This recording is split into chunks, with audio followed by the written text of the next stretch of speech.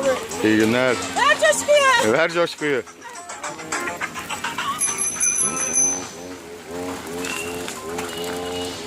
Ben buradayım. Hoş geldin. Hoş bulduk. Evet abisi. Evet.